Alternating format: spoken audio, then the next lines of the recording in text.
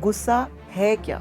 What is anger? क्या suppress करना गुस्से को ठीक है? ज्यादातर लोग ऐसा सोचते हैं कि गुस्सा किसी दूसरे व्यक्ति के कारण आता है, तो मुझे स्वीकार करना पड़ेगा कि गुस्सा मेरे अंदर है जी। अगर मेरे अंदर से क्रोध आया है, इसका मतलब है कि मेरे कुएं में क्रोध का पानी मौजूद है, तभी बाहर आया है, नहीं तो नहीं आता। कामात क्रोधाय जायते, काम से ही क्रोध का जन्म होता है। तो क्रोध की जड़ मूल रूप से काम में है। कम से कम 90% बीमारियां मन के कारण है, शरीर के कारण नहीं है। और बार बार हम बोलते भी रहते हैं हम बीमार हैं, हम बीमार हैं, बोल बोल के। और हम तो क्रोध से मुक्त होने की एक बहुत ही सुंदर प्राचीन विधि है जिसका नाम है कीर्तन। ताली बजाने से हमारा क्रोध, हमारी सारी नेगेटिव एनर्जी रिलीज होती है।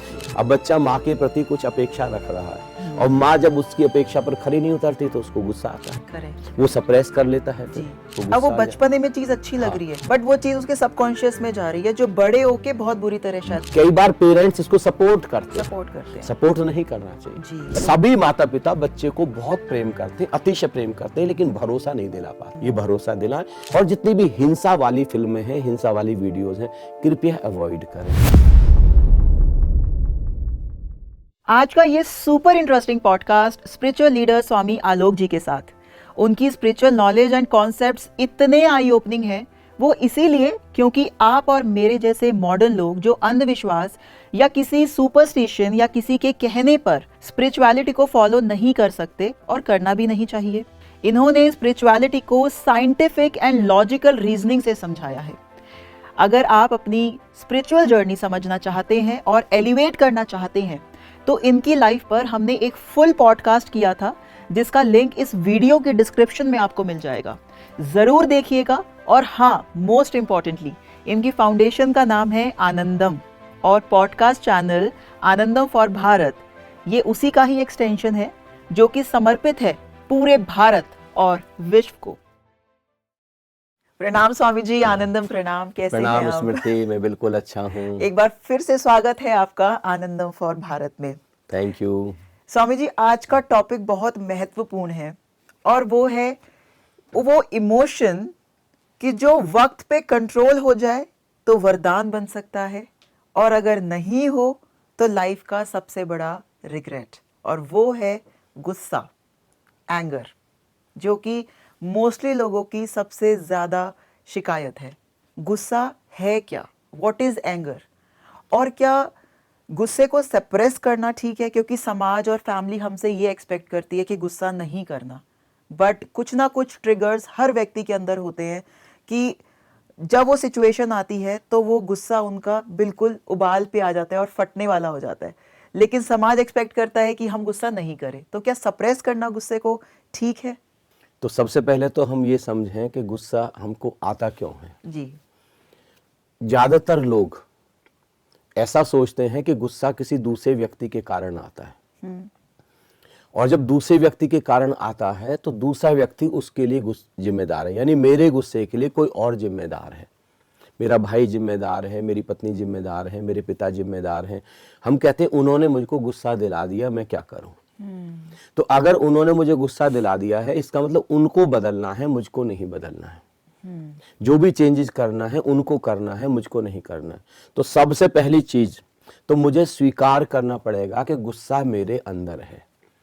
जब तक हम किसी वृत्ति को स्वीकार नहीं करते तब तक वहां पर बदलाहट शुरू नहीं हो सकती, तब तक ट्रांसफॉर्मेशन संभव ही नहीं है। ये स्वीकार करें। एक उदाहरण से समझें कि जैसे आप किसी जंगल में जाते हैं और वहां पर पानी का बस एक ही तरीका है, वो है कुआं। जी।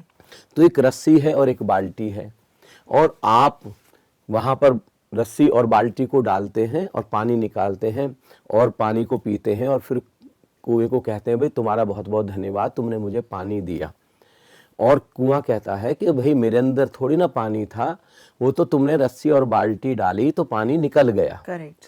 लेकिन जब तक कुएं में पानी नहीं है तब तक पानी कैसे निकल सकता? आप कितनी भी रस्सी डालें, कितनी भी पानी डालें, अगर कुआं सूखा हुआ है तो वहां से पानी निकलने की कोई भी संभावना नहीं है। जी। तो ऐसे ही अगर मेरे अंदर से क्रोध आया है, इसका मतलब है कि मेरे कुएं में क्रोध का पानी मौजूद है, तभी बाहर आया है, नहीं तो नहीं आता। करेक्ट। जब तक मैं इस चीज को स्वीकार नहीं कर लेता कि मेरे अंदर क्रोध है, करेक्ट। तो अब मुझको ही बदलना है। मुझको ही ट्रांसफॉर्म करना है, तब तक बात बनने वाली नहीं है। तो सबसे पहला तो मैं यही निवेदन करूंगा, ज्यादातर लोगों को गुस्सा आता है। दो ही कैटेगरी है, या तो लोग सप्रेस कर जाते हैं, जैसे आपने कहा कि समाज चाहता है कि हम गुस्सा प्रदर्शित ना करें। करेक्ट। जो कि अगर हम सप्रेस कर जाते हैं तो फिर गुस्सा हमारे भीतर दबता जाता है, दबता जाता है, दबता जाता है, और वो कभी ज्वालामुखी की तरह फट जाता है।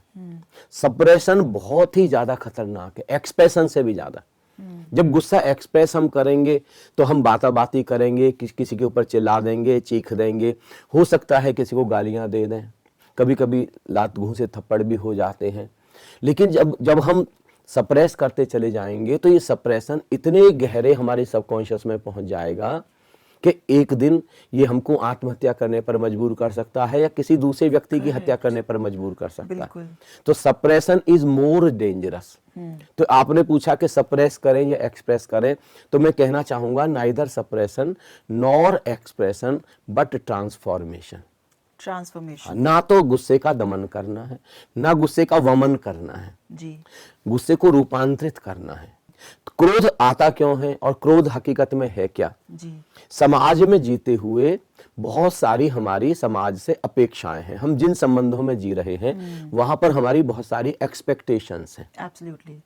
तो अगर आप गौर करें, जैसे हम अपने व्यक्तिगत क्रोध को अगर हम गौर करें, हम ऑब्जर्व करें कि हमको जब जब गुस्सा आया था तो हमारी किसी से कोई एक्सपेक्टेशन थी, अपने बॉस से, अपने सबऑर्डिनेट से, अपने कुलीग से, माँ से, पिता से, भाई से, बहन से, किसी से भी। तो हमारी जो अपेक्षा जब खंडित होती है तब गुस्सा, जब हमारी अपेक्षा में कोई अवरोध आता है, कोई हिंड्रेंस क्रिएट होता है, तो उस समय जो हमारे अंदर टर्बुलेंस पैदा होता है, उस टर्बुलेंस का नाम क्रोध है। और फिर कई बार किसी दूसरे के ऊपर निकल जाता है। क्यों निकल जाता है? क्योंकि हमको लगता है कि इस व्यक्ति ने मेरी अपेक्षा की पूर्ति होने में बाधा खड़ी की। करेक्ट। और जिसने बाधा खड़ी की तो फिर मैं उसके ऊपर अपने टर्बुलेंस को निकालता हूं। उस टर्बुलेंस का नाम क्रोध है।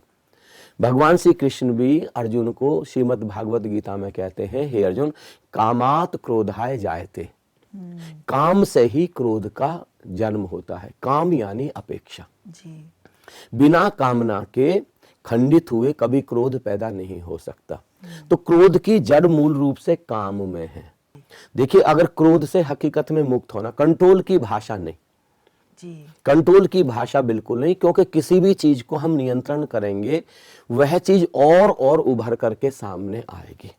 कि एक बार एक राजा था, बहुत ही प्रसिद्ध राजा, और उसने एक फकीर को, जिस फकीर का नाम मुल्ला नसरुद्दीन था, उसको अपने घर पर निमंत्रण दिया। तो निमंत्रण देने पर उसने बहुत अपनी एक राजसी पोशाक भेंट की, जो राजा खुद पहनता था, वो पोशाक उसको भेंट की। तो पोशाक उसको रखी थी लेकिन वो पहनता नहीं था। तो एक बहुत उसका पुराना मित्र जो बचपन में साथ पढ़ता था, अचानक उस शहर से गुजरा। तो उसको लगा कि मेरा मित्र यहाँ पर रहता है, चलो मैं उससे मिलने के लिए चलता हूँ। तो जब वो वहां पर मिलने के लिए पहुंचा, बारिश हो रही थी, तेज बारिश, तो उसके कपड़े भीग गए थे। और उसी समय जब बारिश थमी थी तो वो किसी से मिलने के लिए जाने वाला था।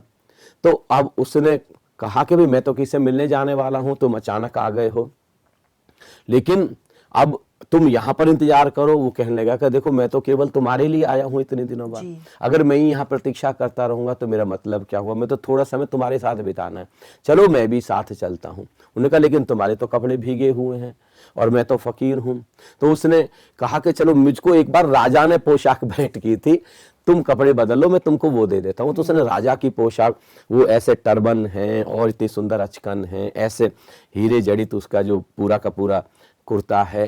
तो अब जब सड़क पर निकल रहे हैं तो सब लोग उसको देख रहे हैं, फकीर को तो कोई देखता ही नहीं है। तो उसको भीतर भीतर कुछ कुछ होने लगता है कि हद हो गई, मेरी ही पोशाक है, मेरे ही कपड़े हैं और सब लोग इसको देख रहे हैं। तो पहले घर पर, और लेकिन वो कंट्रोल करता चला जा रहा है, अंदर अंदर वो कहता चलता जा रहा, कंट्रोल कंट्रोल कंट्रोल, कि ये बात ठीक नहीं है, कपड़े तो किसी के भी हो सकते हैं।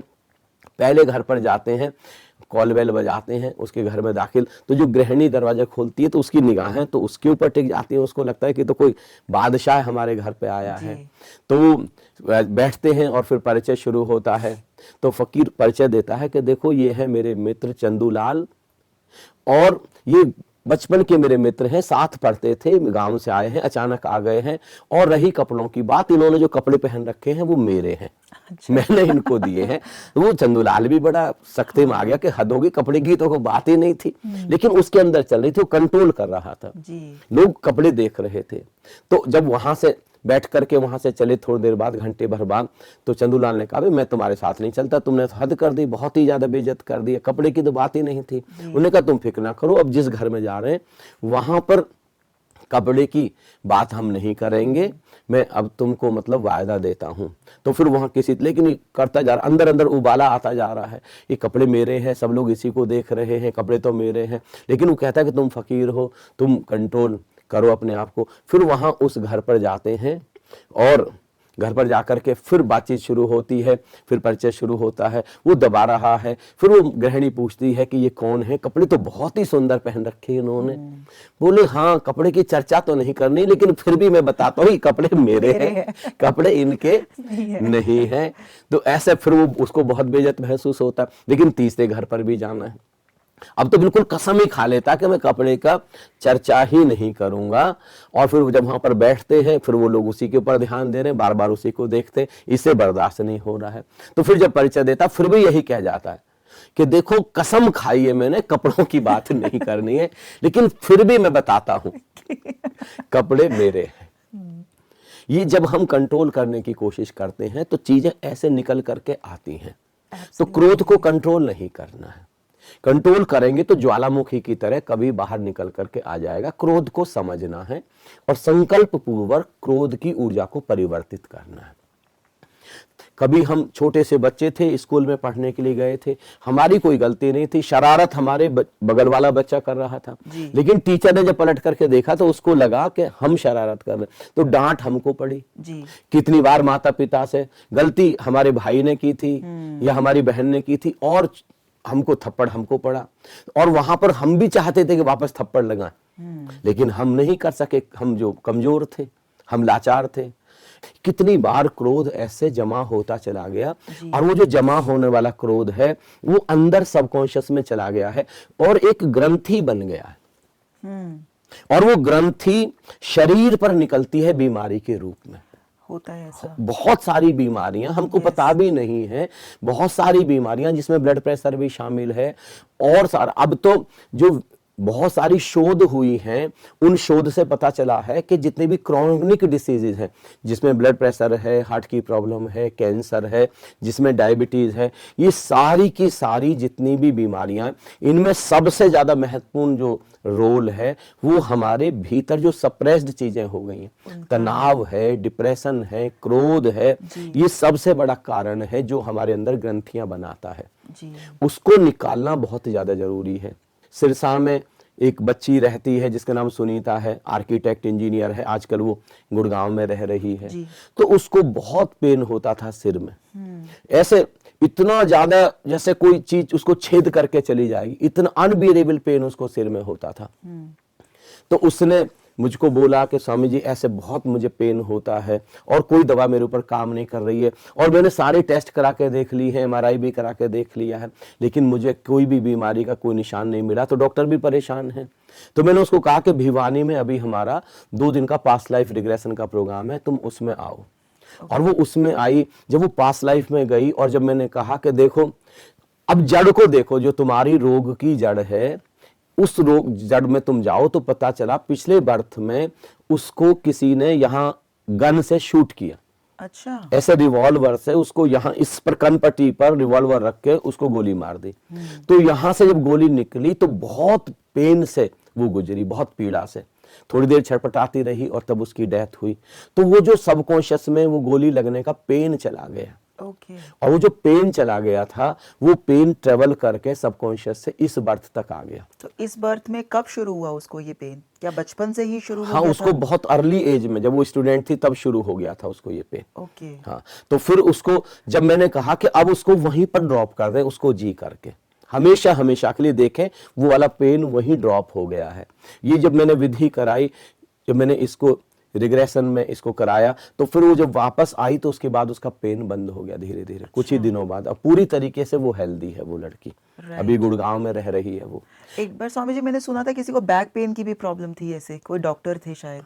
हाँ, एक मोगा में एक डॉक्टर है होम्योपैथी के, बहुत बड़े, बहुत प्रसिद्ध डॉक्टर रहे, तो उनको बैक की बहुत प्रॉब्लम थी जी, उनको बहुत बैक में दर्द होता था। तो उन्होंने मुझको आकर के अलग से मिल करके कहा कि स्वामी जी मैं ये बात किसी को कह नहीं सकता, क्योंकि मैंने हजारों लोगों को ठीक किया है और मुझे खुद पेन हाँ, और अनबिरेबल पेन से मैंने उनको बाहर निकाला है। अब मैं किसी को ये भी नहीं बता सकता कि मैं खुद को नहीं ठीक कर पा रहा हूँ, और मैंने और बहुत सारे डॉक्टर से चिकित्सा ली है, लेकिन इस पेन का कोई कारण नहीं मिल रहा। मैंने सारे टेस्ट करा लिए हैं, तो मैंने उनको भी उसी कार्यक्रम में भिवानी वाले में मैंने इनवाइट किया, बल्कि वो ही मुझको अपनी गाड़ी में बैठा करके भिवानी लेकर के, उन्होंने कहा कि अब जब चल रही है तो मैं आपको लेकर के चलूंगा। तो जब यहाँ पर आए, तो जब पास्ट लाइफ में वो गए, तो पता चला कि वो इंग्लैंड में एक चर्च में पादरी थे। अच्छा। और वो अपने चर्च से फादर जैसे होते हैं वो निकल करके बाहर आए, और वो इधर किसी को देख रहे थे, बुला रहे थे, और पीछे से एक कार आई और उनको यहाँ कमर पर डैश कर दिया, और वो एकदम से ऐसे गिरे, और वो जो चोट इनकी कमर पर लगी वो इतनी पेनफुल थी, बहुत ही ज्यादा पेन उनको कमर में हुआ, और फिर उनकी थोड़ी देर में डेथ हो गई। वो जो पेन था उनके सबकॉन्शियस में गहरे चला गया, और सबकॉन्शियस से इस बर्थ में ट्रेवल कर गया। और जब फिर मैंने उनको कहा कि अब इसको ड्रॉप करें, उसके बाद वो बिल्कुल ठीक हो गए, फिर उसके बाद उनका कमर में कभी दर्द नहीं हुआ। तो ऐसे ही क्रोध है। करेक्ट। देखा होगा आपने, एक छोटा सा बच्चा है, कोई कारण नहीं, और छोटा सा बच्चा कितना इरिटेट हो रहा है, कितना उसके अंदर बेचैनी है, जबकि बच्चे में तो बेचैनी नहीं होनी चाहिए। बच्चा तो बहुत इनोसेंट सा है, लेकिन उसको बहुत क्रोध आता है, उसको बहुत बेचैनी होती है। वो सारा का सारा वहां सबकॉन्शियस से ट्रेवल कर रहा है, और किसी ने भी हमको ये विधि नहीं बताई है कि सबकॉन्शियस से कैसे वॉश आउट करना है उसको। तो सबकॉन्शियस से उसको, जैसे हम अपने घर पर बर्तन को साफ करते हैं, बर्तन को मांजते हैं, फिर उसमें हम सब्जी या दूध डालते हैं, तब हम खाते हैं, ऐसे गंदे बर्तन में नहीं खाते। ऐसे ही हमको अपने सबकॉन्शियस माइंड के जो पॉट को भी साफ करना होगा, और उसकी 2-3 विधियां हैं। एक विधि है जो ओशो ने दी है आधुनिक समाज के लिए, और बहुत ही सुंदर विधि है। इतनी जल्दी उससे, क्रोध से मुक्त हो सकते हैं, और केवल क्रोध से नहीं, जितनी भी निगेटिविटी हमारे अंदर है, जितनी भी निगेटिव वासना है, वो सब हम उससे छुटकारा मिल सकता है। उस विधि का नाम है डायनेमिक मेडिटेशन। डायनेमिक मेडिटेशन, हाँ, वो नेट पर मौजूद है ओशो की। उसमें क्या है कि श्वास फेंकना है, 10 मिनट तक श्वास को फेंकना है अराजक ढंग से, जिससे कि शरीर और आत्मा के बीच का पुल टूट जाए। क्योंकि जो सबकॉन्शियस है वो आत्मा का अटूट हिस्सा है जी। तो जैसे मृत्यु की घड़ी में क्या होता है, ये अभी हमारा शरीर और आत्मा श्वास के पुल से, श्वास के ब्रिज से जुड़ी हुई है जी। तो मृत्यु में क्या होगा, ये ब्रिज टूट जाएगा, श्वास बाहर आ जाएगी, शरीर अलग होगा, हमारी आत्मा, हमारा सबकॉन्शियस अलग हो जाएगा। अगर हम इसको श्वास की विधि से अगर अभी इसी समय कर सके, तो शरीर जैसे अलग हो गया और हमारा सबकॉन्शियस, हमारी आत्मा अलग हो गई। फिर सबकॉन्शियस के साथ जाके हम प्रयोग कर सकते हैं, सबकॉन्शियस से कनेक्ट होकर। हाँ, तो कई बार क्या होता है 10 मिनट करना थोड़ा मुश्किल पड़ जाता है एक नए व्यक्ति के लिए। तो आनंदम में हमने इस विधि को और भी आसान कर दिया है जी। कि हम जैसे कोई बिगिनर है जो आज ही आया है, तो उसको हमने देखा है कि अगर वो 1.5 मिनट 2 मिनट श्वास की विधि करके अगर सबकॉन्शियस में पहुंच जाता है, तो बस हम उसको उतनी ही देर कराते हैं। और फिर उसके बाद में चरण है कैथारसिस। कैथारसिस मतलब रेचन। हम नकली ही चीखना शुरू करें, नकली चिल्लाना शुरू करें, नकली रोना शुरू करें, हम एक साइको ड्रामा शुरू करें, और फिर भीतर सबकॉन्शियस से अचानक सिंक्रोनाइजेशन शुरू हो जाता है। कितने लोगों को तो मैंने ऐसे देखा है कि अंदर से फिर एक बार रोना फूटता है तो घंटों तक, कितने लोग तो पूरे दिन भर रोते, देखा है ना, पूरे दिन भर रोते रहते हैं। उनको खुद भी नहीं पता कि रोना छिपा कहाँ था, और वो भी पुरुष जी। अगर महिलाएं रोए तो फिर भी लगता है कि शायद सबसे ज्यादा सप्रेस करते हैं, क्योंकि मेल बहुत ज्यादा सप्रेस कर रहे हैं। उनको तो किसी तरीके से भी चीजें को एक्सप्रेस करने नहीं दिया जाता। कितने लोगों पर हम नाराज हैं, कितने लोगों हम पीटना चाहते हैं, मारना चाहते हैं, कर नहीं पाते। लेकिन अब यहाँ पर आकाश में हम ऐसे लात चलाएं, घूंसे चलाएं, हम सारा का सारा क्रोध निकाल सकते हैं बाहर।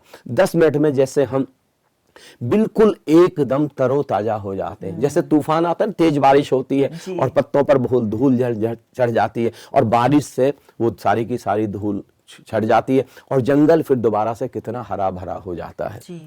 ये चीजें हम कर सकते हैं। अभी सुनने में अटपटी लगती नहीं, हैं। ये मैंने खुद की है स्वामी जी हाँ। आपके प्रोग्राम में, और जब मैंने फर्स्ट टाइम किया था आज से 7 साल पहले, तब मुझे याद है मेरा अनुभव भी ऐसे रहा था कि स्टार्टिंग में लग रहा था कि क्यों करना है इतना साइको ड्रामा, सबको देख के अजीब लग रहा था। बट जब मैंने वो एक्चुअल में किया तो मुझे लगता है कि शायद मेरा एक रीबर्थ हुआ है, रीबॉर्न हुई हूँ मैं, और वही चीज़ आपसे सीखकर अब मैं अपने प्रोग्राम से बच्चों को करवाती हूँ। तो और यही रिजल्ट आता है कि जो वो थे प्रोग्राम में आने से पहले और जो वो बाद में 3 दिन के बाद जब जाते हैं तो वो कुछ और ही होके जाते हैं। हाँ, सब राइट। कुछ वही निकल जाता है। आपने ये भी देखा होगा हमारे कार्यक्रम के दौरान जी। कि बड़े बड़े असाध्य रोगी यस, जिनको डॉक्टर्स ने भी हैंड्स अप कर हैंड्स दिए अप थे, कर दिए कि ये आपका और इलाज वो- नहीं है। ये इन कुछ प्रयोगों के द्वारा उनका पूरा शरीर ट्रांसफॉर्म हो हाँ जाता जी, है और वो absolutely। बिल्कुल एब्सोल्युटली वो ठीक हो जाते हैं। Correct। उनको लगता है कि वो शायद मेरे आशीर्वाद से ऐसे ठीक हुए, लेकिन वो बेसिकली आशीर्वाद नहीं, वो जो उन्होंने रेचन किया, कैथारसिस किया, उससे, अचेतन मन जी। से वो सारा का सारा जो गार्बेज था वो सब जो निकल गया, उसकी वजह से वो हेल्दी हो गए। I think catharsis Swami ji one of the most beautiful dynamic meditation. Right. अभी तो WHO ने भी एक्सेप्ट कर लिया जी।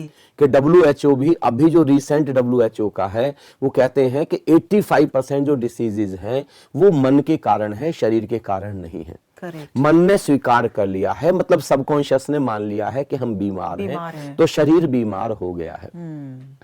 अगर सबकॉन्शियस से उसको निकाल दिया जाए, जड़ से उखाड़ करके बार बार फेंक हम दिया बोलते भी रहते हैं हम बीमार हैं, हम बीमार बीमार हैं, हैं। बोल बोल के, और हम सबकॉन्शियस में हम गहरा प्रोग्रामिंग रहे कर हैं। देते हैं। Correct। तो हमारी, मैं कहता हूँ कम से कम 90% बीमारियां मन के कारण मन है, से हैं। शरीर के कारण नहीं है। तो ये जो कैथारसिस के द्वारा, रेचन के द्वारा हम क्रोध को निकाल सकते हैं। Correct। ये पहली विधि है। कुछ माइल्ड, जैसे हम कार्यक्रम में तो सब संयुक्त होते हैं, वहां पर सब कलेक्टिव हैं, तो वहां पर रेचन करना आसान है, लेकिन घर पर रेचन करना इतना आसान नहीं है। घर पर आप चीखेंगे, चिल्लाएंगे तो लोगों को लगेगा कोई भूत प्रेत इनके अंदर घुस गया है। फिर आपको ओझा के पास लेकर के चले जाए, या तो पूरे घर ने कार्यक्रम अटेंड कर लिया हो और फिर सारा घर मिल करके कर रहा हो। फिर दूसरी भी माइल्ड विधियां हैं, कुछ और विधियां हैं जिनसे जो समाज जिनको स्वीकृत करता है और हम उनके द्वारा क्रोध को निकाल सकते हैं। वो जो क्रोध की कुछ माइल्ड विधियां हैं, मैं आपसे चर्चा करना चाहता हूं। जी स्वामी जी। एक विधि बहुत प्राचीन विधि है जिसको हम कहते हैं देववाणी ध्यान। देववाणी ध्यान। बहुत सारे संतों ने इसको प्रयोग किया है अपने ध्यान में। ओशो ने विशेष रूप से इसका प्रयोग किया है। जी। जैसे छोटा सा बच्चा है, वो अभी कोई भाषा बोलना नहीं जानता, उसको कोई भाषा नहीं आती, लेकिन फिर भी बिस्तर पर लेटे लेटे या बैठे बैठे या पालने में लेटे लेटे वो कुछ कुछ बोलता रहता है, ला ला ला ला ला ला ला ला ला ला ला ला। कहीं का भी बच्चा ऐसे बोलता है। करेक्ट। तो कहा जाता है कि अभी बच्चा देवताओं से जुड़ा हुआ है, दिव्य लोक से जुड़ा हुआ है, देवताओं की भाषा बोल रहा है, ये देववाणी।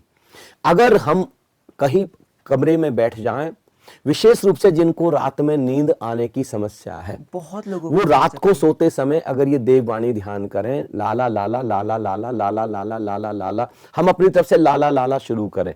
फिर अंदर से अगर बहुत चिल्लाने की इच्छा होती है तो बेशक चिल्ला दें, चीखने की इच्छा होती है चीख दें, अंदर से अगर क्रोध आ जाता है तो बेशक हम कर दें, कोई दिक्कत नहीं है। रोना भी फूट आता है तो बेशक रो दें, और नहीं तो हम लाला लाला करते रहें। तो 10 से 20 मिनट के अंदर, अधिकतम 20 मिनट, हम बिल्कुल खाली हो जाते हैं। और इस प्रयोग को हम 3 महीने तक कर सकते हैं, और 3 महीने में पाएंगे कि हम इतने रिफ्रेश हो गए, सारा क्रोध विदा हो गया। ये एक विधि है। एक विधि है, एक बहुत बड़ा सूफी फकीर हुआ है जिसका नाम जब्बार है। जब्बार। हाँ, जब्बार से जब भी कोई प्रश्न पूछते थे तो वो सीधे सीधे कोई उत्तर नहीं देता था, वो कुछ भी अनशन बोलता, ला ला ला ला ला ला, ऐसे कुछ भी बोलता था।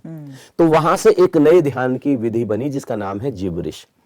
जिब्रिश में क्या है कि थोड़ी देर बैठ करके आप कुछ भी अनर्गल भाषा में, जो भाषा आपको आती है उसमें नहीं बोलना, कुछ भी अंत शंट बोलना है। तो भीतर का जो सप्रेशन है वो 5 मिनट 10 मिनट बोलने से वो सारा सप्रेशन बाहर निकल जाता। ये एक विधि है। भारत की एक और भी बहुत सुंदर विधि है जो हजारों हजारों सालों से भारत में होती रही। और मैंने विशेष रूप से जब आदिवासियों के लिए काम किया, जब मैं चित्रकूट ग्रामोदय विश्वविद्यालय में मैं डिपार्टमेंट ऑफ विलेज इंडस्ट्रीज का हेड था, तो मैं आदिवासी लोगों से जाकर के मिलता था जी। और उनके लिए विद्यालय शिक्षा के लिए कर रहा था कि विश्वविद्यालय हम उनके लिए शिक्षा का इंतजाम करें। लेकिन मैंने देखा, मैंने पूछा भी नानाजी देशमुख से जाकर के कि ये क्या कहते हैं, हम शिक्षा क्यों देना चाहते हैं व्यक्ति को? व्यक्ति आनंदित हो, व्यक्ति शांत हो, व्यक्ति सुखी हो। लेकिन मैंने देखा है कि वो हमारे पढ़े लिखे पीएचडी ग्रेजुएट से ज्यादा शांत है, ज्यादा आनंदित है। और कारण क्या था? वो सब शाम को जब आते, पूरे दिन तो लकड़ी काटते थे, जब लकड़ी काटते हुए कुल्हाड़ी चला रहे हैं, तो कुल्हाड़ी चलाने से अगर उनके कहीं कोई क्रोध है भी तो वो कैथारसिस हो रहा है। कैथारसिस हो रहा है। हम जैसे किसी को मारना चाहते हैं ना, हमने किसी को तो नहीं मारा, हमने कुल्हाड़ी से कुछ काटा, लकड़ी काटी सार। जैसे कोई बच्चा फुटबॉल खेल रहा है और फुटबॉल खेलने से बहुत सारा क्रोध, उसका निगेटिव वाइब्रेशन सब सारी की सारी बाहर रिलीज हो रही है, सारा बाहर निकल रहा है। और शाम को आकर के फिर वो ढोल लेते हैं, नगाड़े लेते हैं, ढोलक लेते हैं और बजा बजा करके कीर्तन करते हैं घंटे 1.5 घंटे। और इतनी गहरी नींद आती है, इतनी गहरी नींद मैंने कभी किसी को लेते हुए नहीं देखा। और सुबह सूरज उगने से पहले ही वो इतने फ्रेश जगते हैं और पूरे दिन भर वो इतने एनर्जेटिक रहते हैं। तो क्रोध से मुक्त होने की एक बहुत ही सुंदर प्राचीन विधि है जिसका नाम है कीर्तन। अगर हम कीर्तन करें ताली बजाते हुए, ताली बजाने से हमारा क्रोध, हमारी सारी नेगेटिव एनर्जी रिलीज होती है। कीर्तन करने से हमारे भीतर पॉजिटिविटी आती है और बहुत सारा सब कुछ निकल जाता है और हम बहुत पॉजिटिव एनर्जी से भर जाते हैं। स्वामी जी, यहाँ पे मुझे एक चीज़ याद आई कि आपने बात करी है कि जब वो कुल्हाड़ी काटते हैं तो सारा गुस्सा वहाँ निकल जाता है। फिर आपने फुटबॉल का एग्जाम्पल दिया।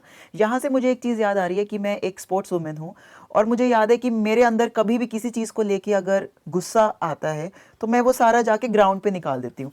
जैसे मैं वेट लिफ्टिंग करती हूँ तो जब मैं प्रैक्टिस करती हूँ 3 घंटे पसीने बहाती हूँ तो उसके बाद वो गुस्सा ऑटोमेटिकली विदा हो जाता है। हाँ। और बहुत क्या बोलते हैं उसको, ऑक्सीटोसिन, सेरोटोनिन, जो भी अच्छे हार्मोन्स होते हैं वो रिलीज होने शुरू होते हैं। तो जिस बात पे मुझे गुस्सा आ रहा था उसी को मैं बहुत प्रेम भाव से देखना शुरू कर देती हूँ। राइट। तो वो एनर्जी का ट्रांसफॉर्मेशन बहुत ब्यूटीफुली हो जाता है।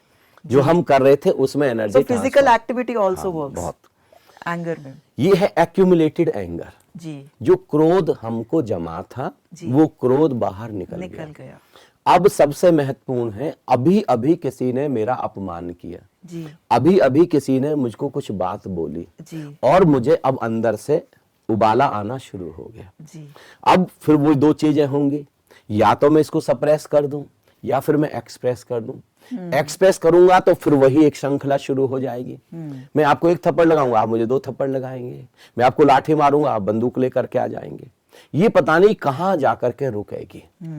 ये सप्रेशन कहां जाकर के रुकेगा हम कह नहीं सकते। कई बार क्या होता है, जैसे जब हम सप्रेस कर लेते हैं, मैंने देखा जैसे पति पत्नी हैं, अब पति वहां बॉस ने कुछ कह दिया था, वो वहां बॉस को तो कुछ कह नहीं पाए, अब घर पे आए अपना गुस्सा, हमारा गुस्सा जनरली कहां कमजोर पर निकलता है, तो हमने पत्नी पर अपना क्रोध निकाल दिया। अब पत्नी भी पति को तो कुछ नहीं कह पाई, उसने अपना क्रोध बच्चे पर निकाल दिया, बच्चे को थप्पड़ मार दिया या कुछ कह दिया। अब बच्चा, उस पर भी कोई कुछ नहीं कह पाया, तो बच्चे ने क्या किया, अपना खिलौना तोड़ दिया। या बच्चा जो जाकर के बाहर, जो एक कुत्ता था उसको जाके लात मार दी उसने, और कुत्ता दौड़ करके गया, उसको भी गुस्सा आ गया। वो बॉस उधर से आ रहे थे, उनको काट दिया। साइकिल पूरा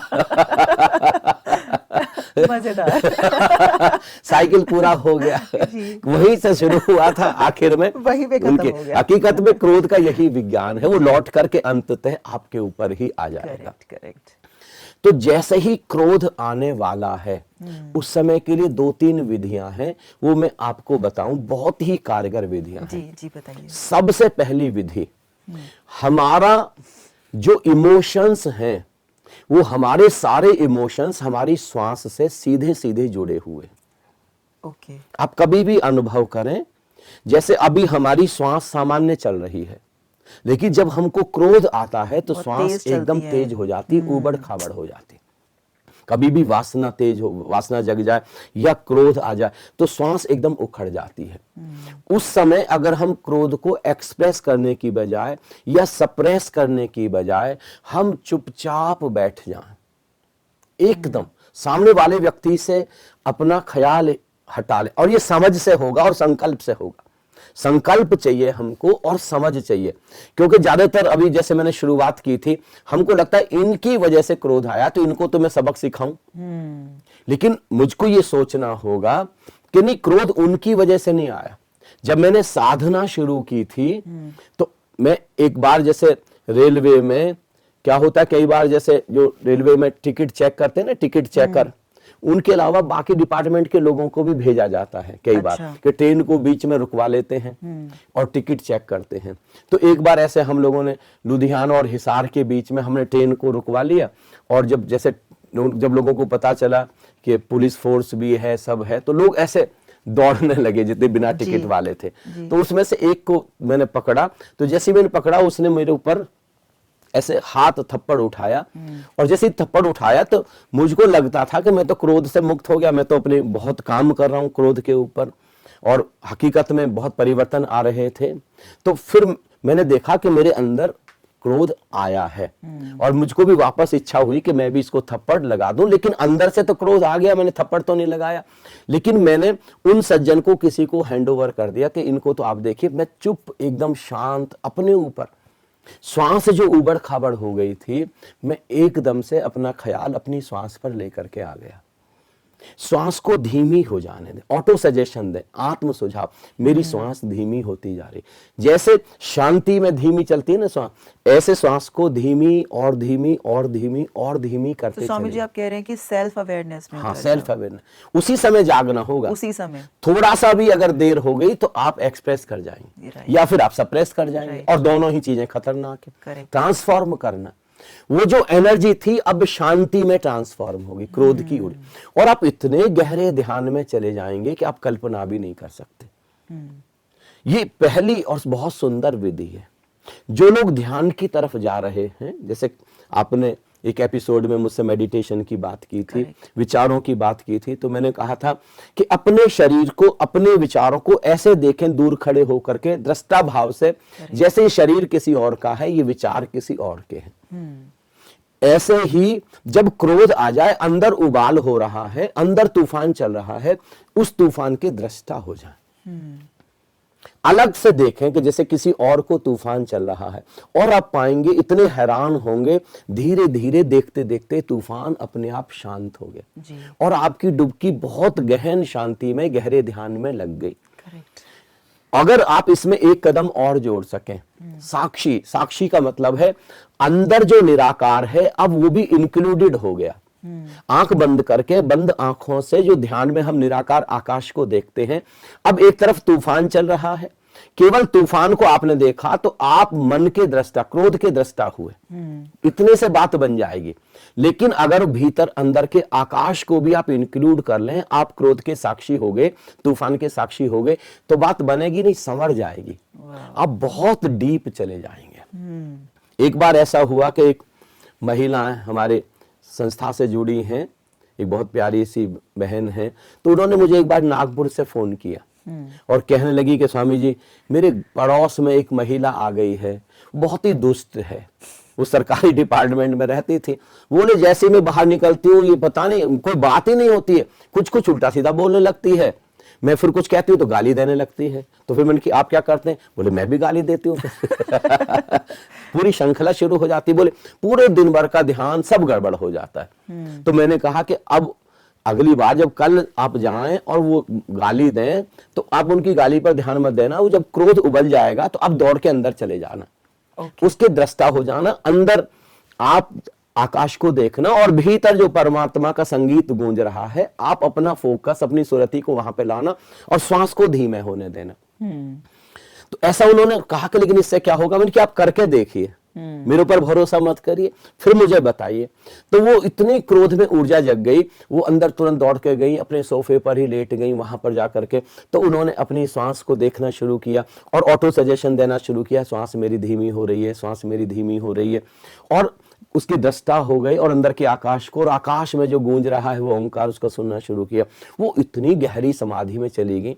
वैसे तो उनको सामान्य रूप से आधा घंटे भी समाधि नहीं लगती थी, आज उनको 2 घंटे समाधि लगी। 2 घंटे बाद उन्होंने मुझे फोन किया कि स्वामी जी आज तो बहुत ही मजा आ गया। लेकिन ये हुआ कैसे करिश्मा? मैंने कहा देखो, महर्षि पतंजलि कह रहे हैं आसन, प्राणायाम, एक्सरसाइज, ऊर्जा जगाने के लिए ये सब करना पड़ता है। हम एक्सरसाइज करते हैं, आसन करते हैं, प्राणायाम करते हैं, घंटों हम ये सब करते हैं, तब ऊर्जा जगती है। उस ऊर्जा को हम ध्यान में, समाधि में लेके जाते हैं। लेकिन एक सज्जन ने गाली आपको दी और उतनी ऊर्जा जितनी घंटे भर में जगनी थी 2 गाली से हो गई। तो वो वरदान भी साबित हो गया। वरदान हो गया वो। तो फिर लेकिन वो 10 दिन बाद उदास हो गई। अब वो रोज जाती, वो गाली देती, वो अंदर दौड़ के आ जाती। फिर एक दिन बड़ी उदास उन्होंने मुझे फोन किया 10-12 दिन बाद। मैंने कि आज उदास कैसे हैं? बोले स्वामी जी लगता है पड़ोसन को पता चल गया है, आज उसने गाली नहीं दी। अब मैं प्रयोग, मैंने कि अब अपने आप, अब उसके ऊपर कब तक डिपेंड रहेंगी? ये तो पर निर्भरता हो गई। आपको समाधि के लिए खुद जाना है। तो ये अगर आप इमीडिएटली श्वास पर ख्याल ले आए, उसके दृष्टा हो जाएं और दृष्टा से भी आगे साक्षी हो जाएं, तो धीरे धीरे आप पाएंगे कि इस समय जो क्रोध हुआ था वो एकदम से विदा हो गया। एक विधि में आपको और बताता हूं, बड़ी सुंदर विधि है कि जैसे आप ये सब भी नहीं कर पा रहे, आप अपने ऑफिस में हैं, ये सारी चीजें भी नहीं कर पा रहे हैं, अब क्रोध आ गया, बॉस ने कुछ कह दिया है या सबऑर्डिनेट ने कुछ कह दिया है, तो हमारी इमेज की, हमारी प्रतिष्ठा की बात है, या तो हम सप्रेस करें, तो उस समय क्या करें, हम हाथ की उंगली, मुट्ठी को बंद करें कस के। हमारे हाथ टेबल के नीचे हैं, बॉस तो सामने है, हम वहां बैठे हुए हैं, तो ऐसे कस के मुट्ठी बंद करें और बहुत ही कस के बंद करें।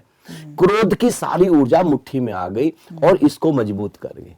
इसको छोड़ दें, एक बार और करें और फिर छोड़ दें, एक बार और करें और छोड़ दें, पाएंगे एकदम से क्रोध रिलीज हो गया। पूरी तरह से हम जैसे क्रोध से मुक्त हो गए। ये वर्तमान का क्रोध है जो हम अभी मुक्त हो सकते हैं।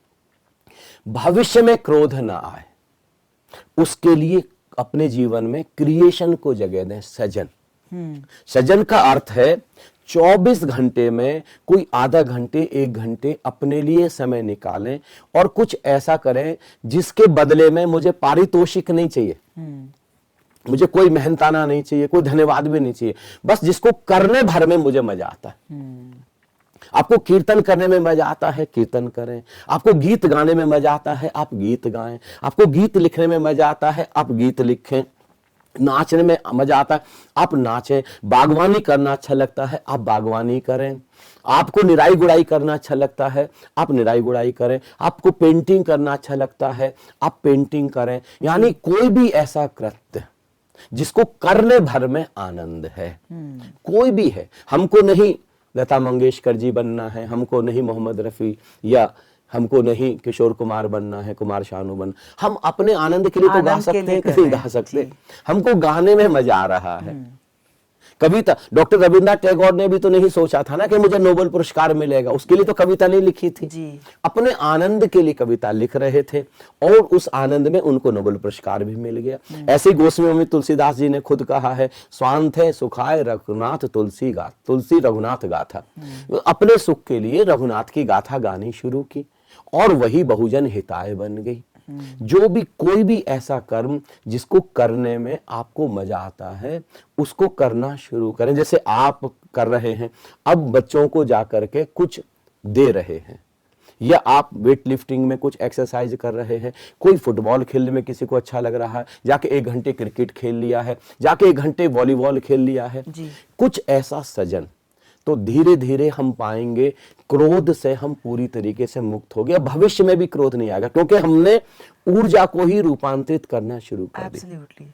विशेष रूप से मैं कहना चाहता हूं कि अगर हम हकीकत में हम अपने बच्चों को कामुकता से और क्रोध से बचाना चाहते हैं, सबसे बड़ा कारण है कि जब तक एनर्जी नीचे के चक्रों पर रहेगी, ऊर्जा नीचे की तरफ रहेगी, तब तक ये समस्या बनी रहेगी।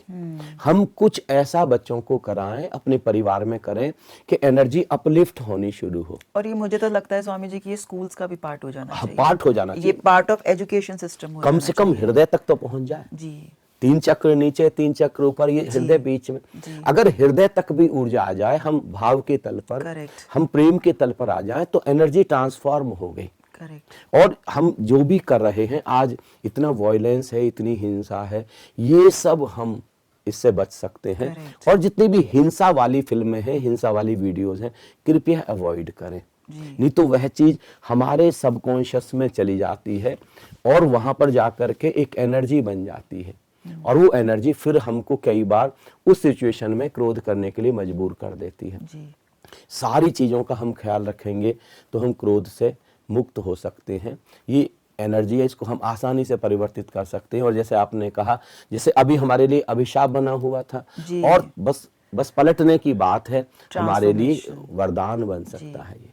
तो Swami ji, is there something called good aggression और गुड एंगर? जैसे बोलते हैं मेरे अंदर तो बड़ा अच्छे वाला गुस्सा है, गुड एंगर है। देखिए, एंगर तो हमेशा ही नेगेटिव एनर्जी है जी। उसको पॉजिटिव एनर्जी में कन्वर्ट करना है। जी। हाँ, लेकिन हम गुस्से का नाटक जरूर कर सकते हैं, लेकिन वो ईमानदारी से। और कुछ अच्छे के लिए। कई बार हमको क्या लगता है, कई बार हम हकीकत में गुस्सा कर रहे होते हैं, लेकिन हम जानबूझ करके दुनिया को दिखा रहे हैं कि हम तो नाटक कर रहे हैं, लेकिन हमको एंगर ने पजेस कर लिया।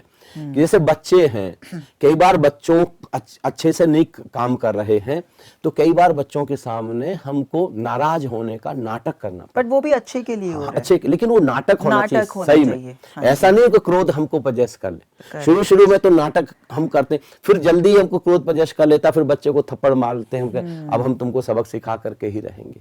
ऐसा नहीं होना चाहिए। हकीकत में हम क्रोध से मुक्त हों। कई बार फिर हम नाटक करें तो चलेगा, लेकिन क्रोध तो, जो हकीकत में क्रोध है, वो तो नेगेटिव एनर्जी ही है, नेगेटिव एनर्जी। हाँ, उसको तो पॉजिटिव में ही, गुड एंगर और बैड एंगर जैसी चीजें नहीं है। Anger is anger. ये सिर्फ एनर्जी है। हाँ। और हमें ट्रांसफॉर्म, उस एनर्जी को ट्रांसफॉर्म करने की कला हमें अगर आप सीखनी है। कहें तो गुड एंगर आप उसको कह सकते हैं जिसमें आप केवल प्ले कर रहे हैं, खेल खेल रहे हैं किसी व्यक्ति को एक सही रास्ते पर लाने के लिए, क्योंकि वो हमारे प्रेम से नहीं बात माने तो कई बार नाराज होकर के हमको बात कहनी पड़ती है दूसरे शब्दों में, तो वहां आप बेशक कहें गुड एंगर। बहुत सुंदर Swami ji, thank you so much Swami जी हमारे शो पे आने के लिए। और आप कुछ कहना चाहेंगे कि क्या ये एनर्जी ट्रांसफॉर्मेशन आर्ट, मैं इसको बोलूंगी, ये हमारे एजुकेशन सिस्टम में होना चाहिए? आना चाहिए। और किस एज से ये चीज शुरू हो जानी चाहिए? ये तो बिल्कुल छोटे से उम्र से ही शुरू हो जानी चाहिए, क्योंकि बच्चा है, छोटा सा बच्चा है, वहीं से अपेक्षा बननी शुरू हो गई। करेक्ट। वहीं से एक्सपेक्टेशंस आनी शुरू। अब बच्चा माँ के प्रति कुछ अपेक्षा रख रहा है, और माँ जब उसकी अपेक्षा पर खरी नहीं उतरती तो उसको गुस्सा आता है। करेक्ट। वो सप्रेस कर लेता है। फिर ऐसे ही और सब चीजों के प्रति, उसका खिलौना किसी और ने ले लिया, अब उसकी तो एक्सपेक्टेशन नहीं थी कि वो खिलौना ले लिया, तो अब उसको गुस्सा अब वो बचपने में चीज अच्छी लग रही है, बट वो चीज उसके सबकॉन्शियस में जा रही है, जो बड़े होके बहुत बुरी तरह शायद वो बर्स्ट होगी। कई बार पेरेंट्स इसको सपोर्ट करते हैं। सपोर्ट नहीं करना चाहिए जी। बच्चे की किसी भी गलत बात को हम कृपया सपोर्ट ना करें जी। उसको बहुत प्रेम पूर्वक टोक दें, और कैसे उसको सही दिशा देनी है वो सही दिशा हम उसको दें। और बच्चों को भी, जैसे मैं चंडीगढ़ गया था, एक घर में मैं मेहमान हुआ, तो वहां जैसे उनके पास छोटी बच्ची है, तो मैंने देखा कि बहुत ही सुंदर उन्होंने तरीका ढूंढा है कि वो वहां मिट्टी देते, मिट्टी बच्चे को, कि तुम गिलास बनाओ मिट्टी से, चिड़िया बनाओ मिट्टी से, और वो बच्चे को मिट्टी दे दिया, वो पूरे समय घंटे 2 घंटे वो इस क्रिएशन में लगाओ। अब बच्चा है, उसके पास एबंडेंस ऑफ एनर्जी है। अब या तो उसको गिलास बनाने के लिए मिट्टी दो, नहीं तो गिलास तोड़ेगा, और फिर आप उसकी पिटाई लगाएंगे या उस पर डांटेंगे उसको। तो बच्चों को भी हम बचपन से ही क्रिएशन सिखाएं, कुछ हम चित्रकारी उनको सिखाएं, कुछ हम उनको क्राफ्ट सिखाएं, उनको हम खेलना सिखाएं, और धीरे धीरे बच्चों की एनर्जी ट्रांसफॉर्म होने लगी और वो कंस्ट्रक्शन में लग जाएगी। देखिए, ऊर्जा या तो डिस्ट्रक्शन में लगेगी या कंस्ट्रक्शन में लगेगी। एब्सोल्युटली। एनर्जी तो है ना, या तो विध्वंस में या फिर सृजन में लगेगी। तो हम ऊर्जा को इस ढंग से बच्चों को चैनलाइज करें बचपन से, उनके सबकॉन्शियस को, कि पूरी की पूरी ऊर्जा सृजन में। और स्वामी जी, टीन एज एक ऐसी एज है जहाँ पे एनर्जी का ट्रांसफॉर्मेशन बहुत अच्छे से हो सकता है, बट होता नहीं है, और यूजुअली एनर्जी नीचे के चक्रों पे ज्यादा रहती है। तो उस एज में कैसे संभाला जाए? एंगर है या फिर अदर एनर्जी? उसी उम्र में संभालना बहुत जरूरी है जी। वहां पर माता पिता को थोड़ा फ्रेंडली होना पड़ेगा। बट नहीं हो पाते। नहीं होना पड़ेगा। जी। लेकिन भारत में कहावत भी है कि जब पिता का जो जूता है बेटे को आना शुरू हो जाए, पिता की चप्पल, तो पिता को उसके साथ थोड़ा दोस्ताना होना चाहिए। जी। कभी कभी ठीक है, थोड़ा सा हमको पिता की भूमिका में आना पड़ेगा, लेकिन वहां उसके इमोशंस का सम्मान करना सीखना पड़ेगा। और धीरे धीरे, नहीं तो बच्चा कहीं और शेयर करेगा। उसके अंदर तो अब चेंजेस हो रहे हैं ना, फिजिकल चेंजेस हो रहे हैं, मेंटल चेंजेस हो रहे हैं। Correct. फिर अगर किसी और को शेयर करेगा तो वो पता नहीं कैसे सजेशन देंगे, गलत दिशा में बच्चा जा सकता है। लेकिन अगर माता पिता, बच्चे को ये भरोसा आना चाहिए कि हम सच में तुमको प्रेम करते हैं। और किसी फैमिली में ये चीज नहीं हो पा रही है तो सभी माता पिता बच्चे को बहुत प्रेम करते हैं, अतिशय प्रेम करते हैं, लेकिन भरोसा नहीं दिला पाते। ये भरोसा दिलाएं, फिर बच्चा आपको शेयर करेगा, सारा फ्रेंडलीनेस का माहौल हो जाएगा और आप फिर बहुत सजन में उसकी ऊर्जा को लगाने में कामयाब हो जाएंगे। Correct. Thank you so much Swami ji for this beautiful session and thank you so much for coming to our show. आनंदम प्रणाम स्वामी जी, और मैं आशा करती हूँ कि आपके साथ और भी बहुत ब्यूटीफुल टॉपिक्स मैं लेकर आऊँ और उस पर हम खूब गहरी चर्चा करें। बिल्कुल, बहुत सुंदर। थैंक यू स्मृति, यहाँ पर निमंत्रण देने के लिए बहुत बहुत धन्यवाद। Thank you so much Swami ji.